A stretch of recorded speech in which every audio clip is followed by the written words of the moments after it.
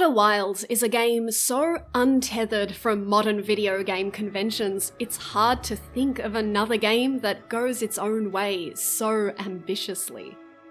Each one of its 5 planets, with the exception of your home planet, is dynamic and changeable and astonishingly chaotic. There's an hourglass planet made up of 2 conjoined bodies, one slowly filling with sand and the other slowly emptying. A watery tornado planet that belts its islands up into space and back down again. A monster-infested planet of fog, which is way bigger on the inside than the outside. And a brittle, disintegrating planet with a freaking black hole in its center. What's more, this fully explorable and tumultuous solar system contains a non-linear narrative scattered across all 5 planets and several more celestial bodies. And if that weren't enough to deal with, the whole thing is framed by a time loop mechanic in which the sun explodes, kills everything, and resets the loop every 22 minutes. Outer Wilds is an absolutely singular game. There's nothing out there that compares to it. Well, almost nothing. Have you ever been afraid of rain? You will be when you play Rain World. I wasn't afraid in my first play session. How ignorant I was then. I stumbled and crawled and slugged around the post-apocalypse, and I thought I was doing fine. Until the first rainstorm hit. The controller gave an ominous rumble, and I crawled into the ground thinking I'd be safe. I was wrong. The torrent reached deep into the earth and drowned me in the darkness. The next time the rain struck, I was on the surface. I hid under a small overhang, still foolishly thinking that this rain was a thing that could be endured, sheltered from, survived. But then,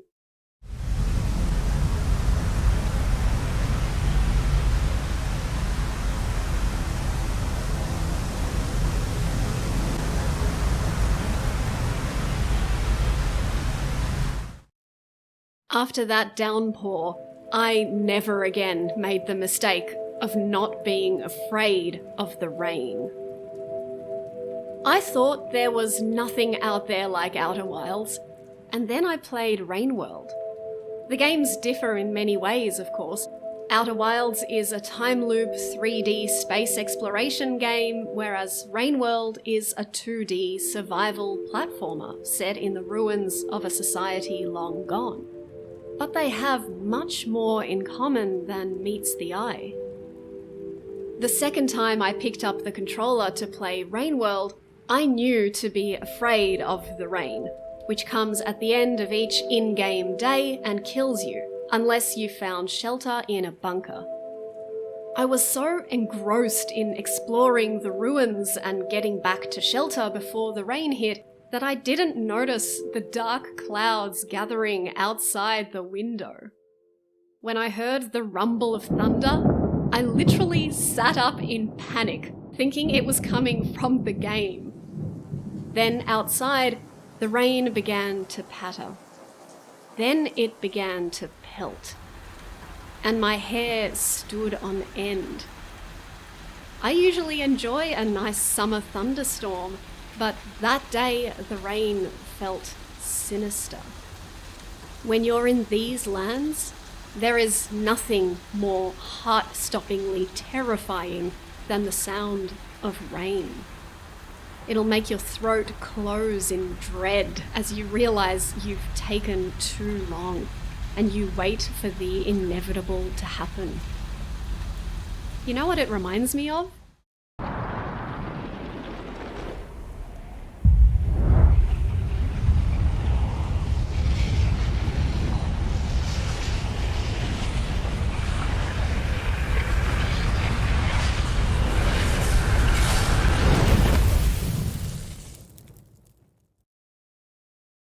It's stating the obvious to say that these games are about nature.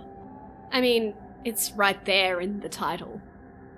Nature has such a strong and unrelenting presence in these games, we may as well call it another character. It frequently takes on vicious forms and beats you into submission with hurricanes and volcanic bombardments and precipitous drops and cosmic explosions and deadly storms.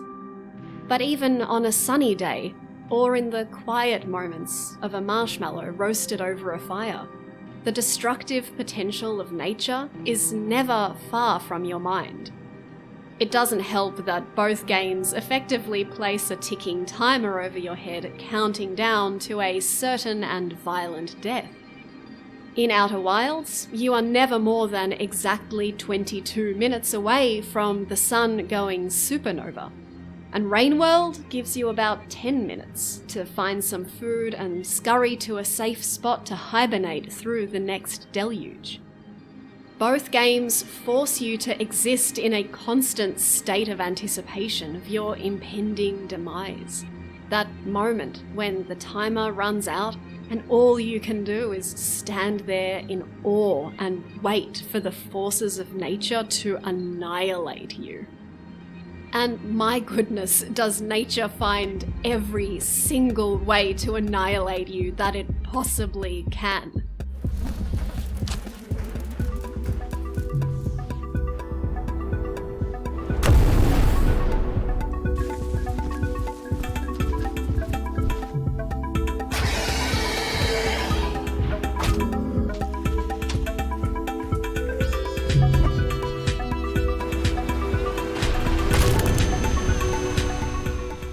Outer Wilds makes you feel like a mote in a sandstorm as you try and navigate the dizzying chaos of space with nothing but a tiny spaceship and a small tank of oxygen.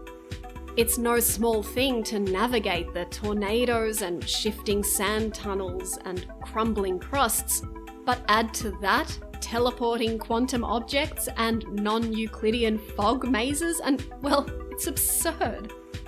And even though I did slowly become familiar with the rules of each planet, even though I learned to navigate the fog and chart the tunnels and avoid the hurricanes and touch down without crashing, well, not too badly anyway, I never stopped feeling like I was just barely clinging on while being pummeled on all sides by chaos.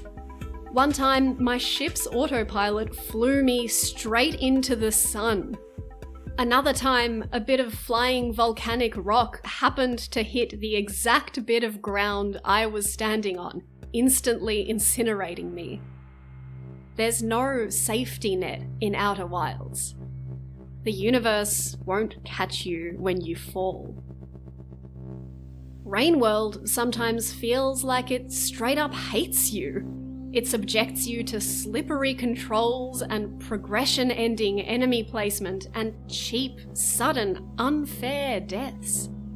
You'll meet your end several times in an evil downpour before you realize it's unsurvivable and happens at the end of each day.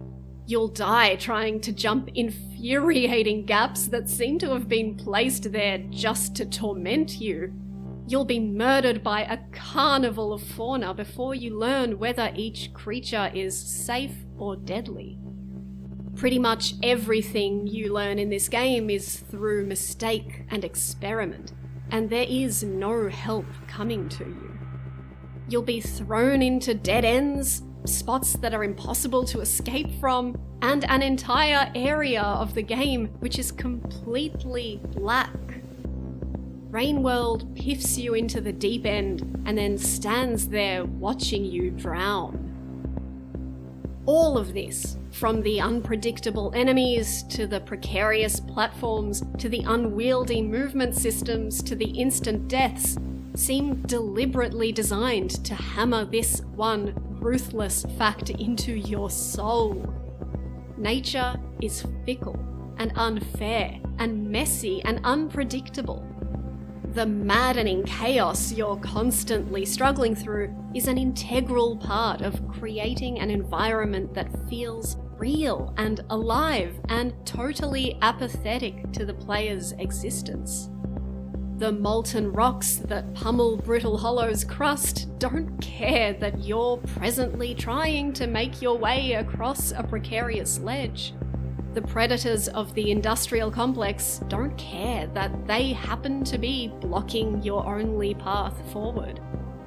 Forget player agency, this is player impotence. You're not in control here. You're just along for the ride. Anyone who's seen my video on death and survival games will not be surprised to hear that I can't stop watching Alone, a show about people being dropped into a harsh, unforgiving wilderness and trying to hold out as long as they can. One of the most consistently fascinating things about this show is seeing who survives the longest and who cracks easiest. It seems like every season they throw in at least one bozo who thinks he's going to be the king of the forest and then taps out on the first day. Take Desmond, beautiful Desmond, who bragged to his family and friends about how he was going to be out there fighting bears in hand-to-hand combat. You know, I ain't gonna tap out, that's for sure. Bear gonna have to grab me. There gotta be some physical altercation. Yeah, and then if the bear grab me, if somebody see the bear fight, they need to help the bear. Right. And then tapped out after 6 hours on the island when he saw some bear scat. Watching the overconfident goofballs bail early is almost as satisfying as watching the quiet, unassuming folks display the kind of steely endurance you never would have thought they were capable of. I mean, how did this, by all accounts extremely average family man, endure 66 days in the same wilderness that sent career cops and hardened army veterans running for that rescue boat after just a few days? There's a moment from season 1 that I keep coming back to. You know how you hear the expression all the time, man versus nature. Man battling against nature. Any man that does that is going to die. You have got to learn to work with it, or it will run you over, like a beer truck with no brakes on a downhill slope. Nature doesn't care if you're here or not, if you're well or not. It just is. And you had better understand what it is and get with the program, or suffer. Nature just is. The most successful participants on Alone understand this. They embrace and adapt to nature's erratic rhythms, and when something goes wrong, as it constantly does, they just go, okay. Every single season, this show demonstrates that the most valuable survival asset you have is not your strength or your confidence or even your practical skills. It's your patience, your flexibility, and your humility. Try and bend nature to your will, and nature will crush you. This is a truth that not many games embody, but Rainworld and Outer Wilds do. They don't let you forget for a second that nature will obliterate the hell out of you if it feels like it.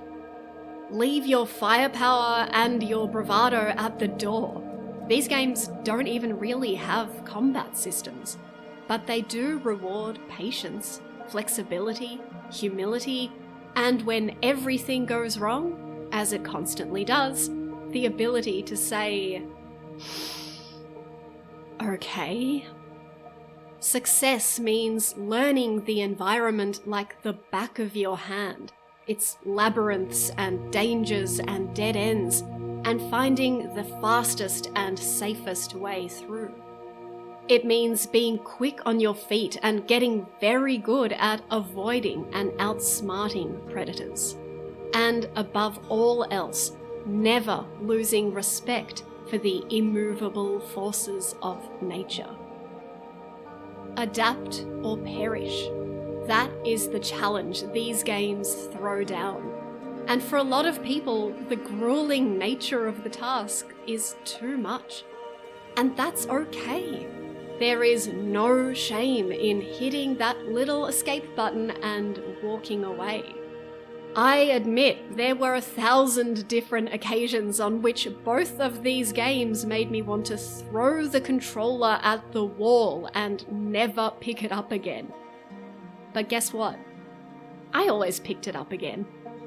Because there's something about these places that calls to me, with the promise of pain and loss and surprise and wonder and cosmic awe and the chance to forge a path that feels uniquely mine. The chance to make my own story about setting out into the exciting, terrifying unknown and all the disasters and mistakes and recoveries and discoveries I found there. There is no shame in giving up, but the people who choose to stay are often changed by the experience. When I play these games, I find a humility and a tenacity that I didn't even think I had.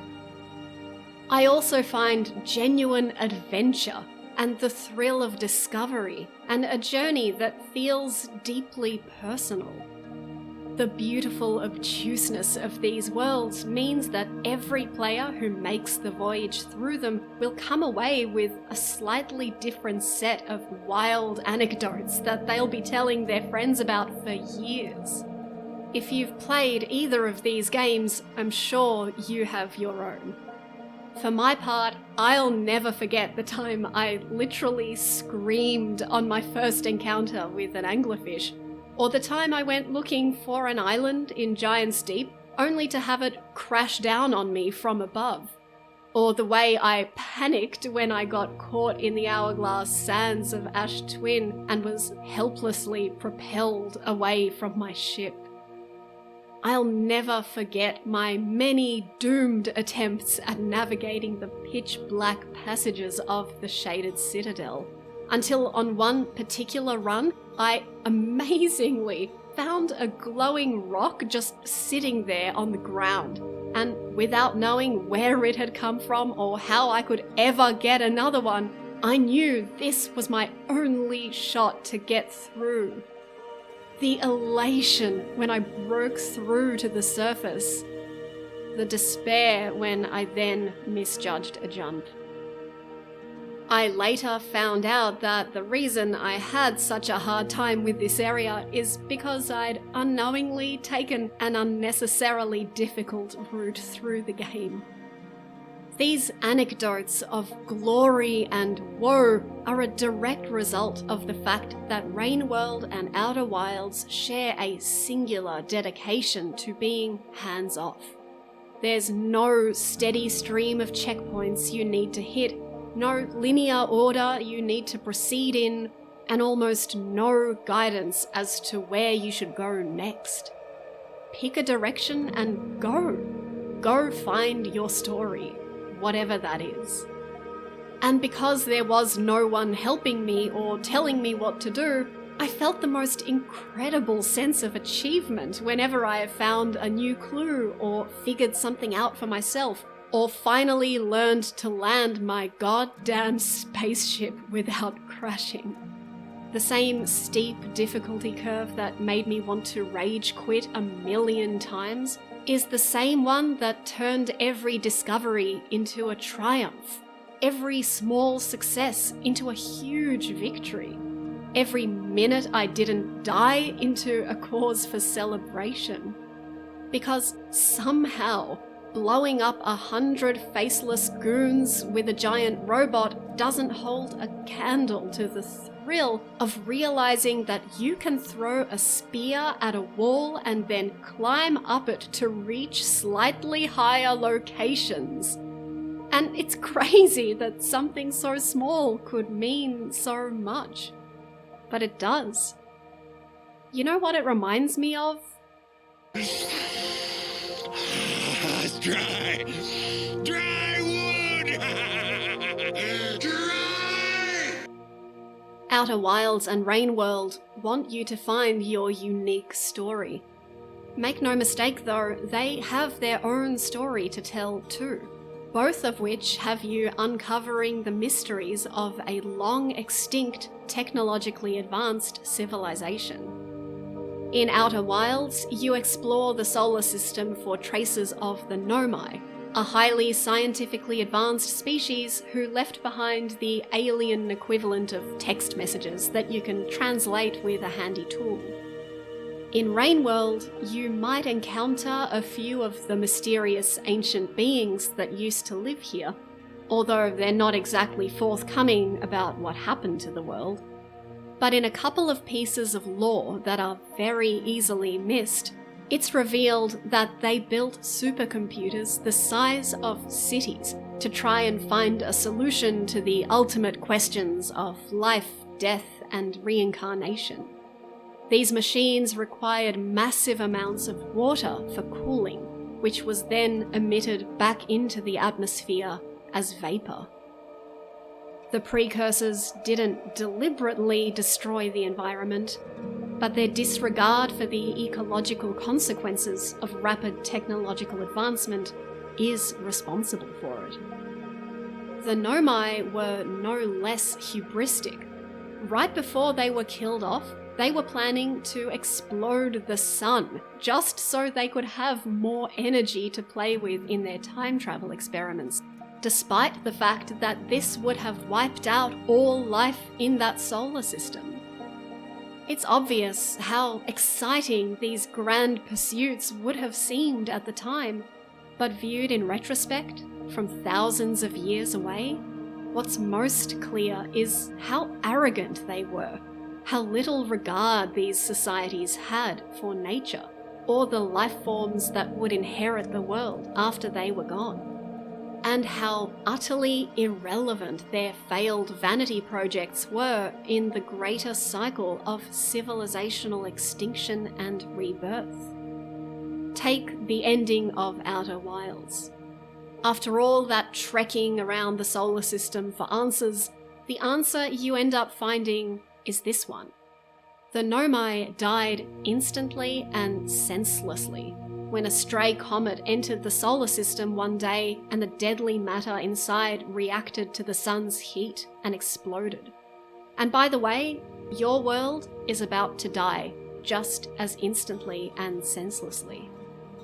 The sun is going to erupt and wipe out everything you know and love, and there was never anything that was going to stop it. Not your own intrepid bravery, nor the technological marvels of an advanced ancient civilization. Sometimes a star reaches the end of its life cycle and that's it. In one of the messages you translate, a Nomai muses about the mysteries of nature. As a child, I considered such unknowns sinister. Now, though, I understand they bear no ill will. The universe is, and we are. Nature just is. Outer Wilds and Rainworld challenge us to accept this fact, to put aside our overconfidence and our self-importance and allow ourselves to feel small in the face of nature and the brutal and beautiful cycle of life. To slow down, enjoy the small pleasures, sing a song and roast a marshmallow with our loved ones, because at any moment, nature could decide to swallow us whole and leave our ruins to the slug cats. Because this world isn't for us. We just happen to be here. For now.